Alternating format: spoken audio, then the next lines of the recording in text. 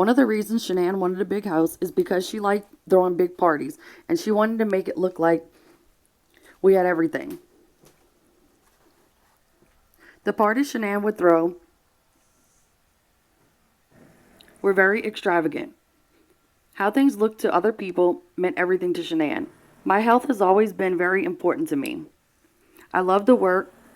I love to work out. In fact, when I get a chance to exercise in prison, I do. Shanann resented my working out. She said it took time from us. So because of that, I started getting up at 4 a.m. to work out. I used to weigh 245, but I lost down to around 170. Shanann used to get dressed in running clothes and then asked me to take pictures of her so it could look like she ran with me. He is a piece of shit. He is really a piece of shit. I remember how we would laugh about it. Some evenings I would run after I put the girls down at night, but Shanann did not like for me to do that either. I told Nikki this was one of the reasons I wanted to separate. We obviously were headed separate directions, or at least that is one of the things I told Nikki. Now when I say that, I can see how shallow it sounds. I told everyone we had been talking about separating for the last few months, but honestly we were not. Shanann was blindsided by all of it, what was happening when I was building walls between us. I felt like if I built walls, I wouldn't have to explain anything to Shanann. I did sleep in the basement some, but only at the very end after we got back from North Carolina. We went to San Diego on June 22nd and came home on June 26th. Shanann and the girls that afternoon, and my life then quickly spiraled out of control. Okay. I'm sorry if y'all hear the background. I have people working on my house, putting stairs on the front of the house. It's loud. Sorry about that. I feel a big reason I wanted to separate was because Shanann was so bossy. She did not show me any respect. And she was teaching our girls to act the same. I realize now we should have gotten counseling. Shanann wanted to, but by then I felt our marriage was too far gone. I also was tired of how controlling she was. And I was especially tired of her keeping me and the girls from my family. There wasn't a good reason for me to be kept from them. On the morning of, that's probably the main thing I was so angry with Shanann about. Being told she would keep the girls from me. Oh, so let's just kill them? When Shanann would get so upset with my family, it worked on me. The drama from it was constant. And I regret saying some horrible things to my parents. They never fought back. They lived so far away and were honestly willing to help whenever we needed anything. I regret I never tried to remain close to them, mostly because I was trying to do what would make Shanann happy at the time. I didn't want to be told I could not see them either. It always seemed when she would have problems with my mom and sister, she would then want me to step in and call them and go off on them for how they had treated her. Well, yeah. Huh? I felt thrown in the middle all the time, and I just wanted all of us to get along. Shanann was not really bossy in front of other people because she really was all about appearances, so when we were around friends and family, she wouldn't act like that as much. However, around my family, she would order me around. Aw, poor you. I did not notice it as much because it was my usual, but my mom used to ask me why I allowed her to treat me that way. When someone is having an affair, it becomes second nature to blame the spouse for all sorts of things while trying to justify why you are cheating. So I don't want this to sound like I had an excuse. Shanann and my communication had been broken for the last 5 to 6 years. Huh! But it had steadily gotten worse. I blame myself for that because I did nothing to fix it or help it. It got to the point we didn't have anything of substance to say to each other.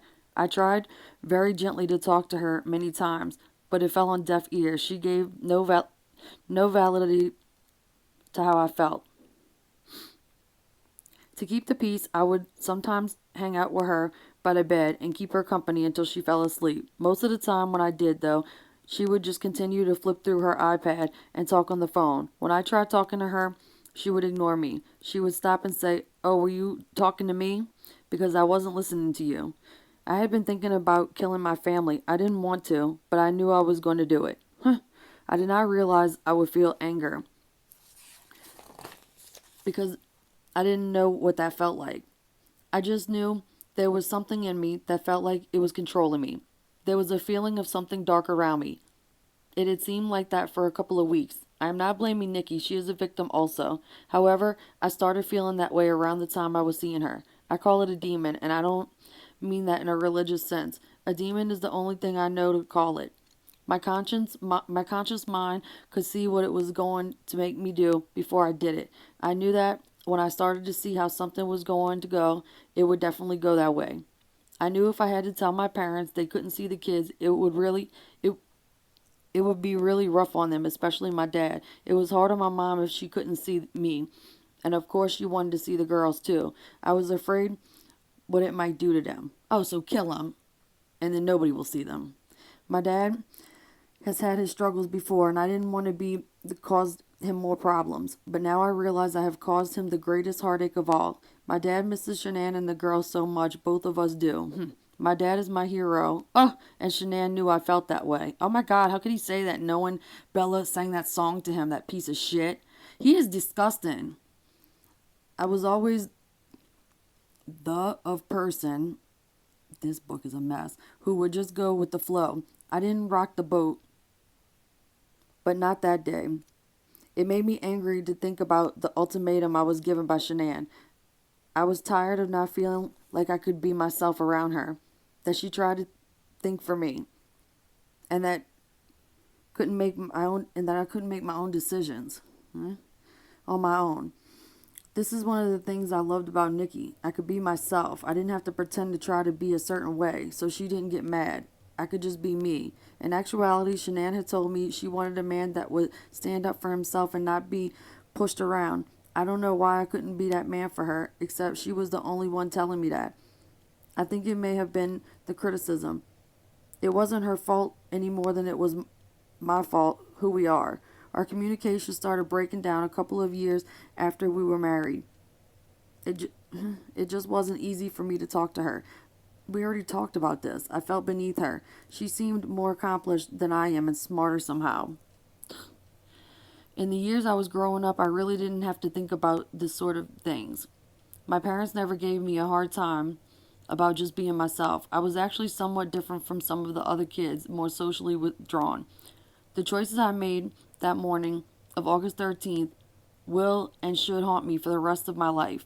I hear my baby's voice every day as she tried to stop me from killing her. Oh, y'all, I just can't deal. Oh my God. Ugh, that's hard to read. That's hard to take in. And I'm sure it's hard to listen to, y'all. I hear my baby's voice every day as she tried to stop me from killing her. Oh, I just cannot deal. After I was in prison and after I was moved to Wisconsin, I received a letter from a woman I did not know, and she said she did not know me. She had heard something briefly on the television about the case, but said she really did not pay attention to it, so she was not all familiar with the story. She wrote me about a dream she had a couple of nights before she wrote me. In her dream, she was walking past a room and saw a baby bed in the room and could hear a small child crying. She walked into the room and noticed something was dripping out from under the baby's bed. It was dripping onto the floor. She walked over to the bed, looked, and saw a little girl covered in liquid. Oh my God. It was all over the child. So she picked up the little girl, who said, "I'm having so much fun up here."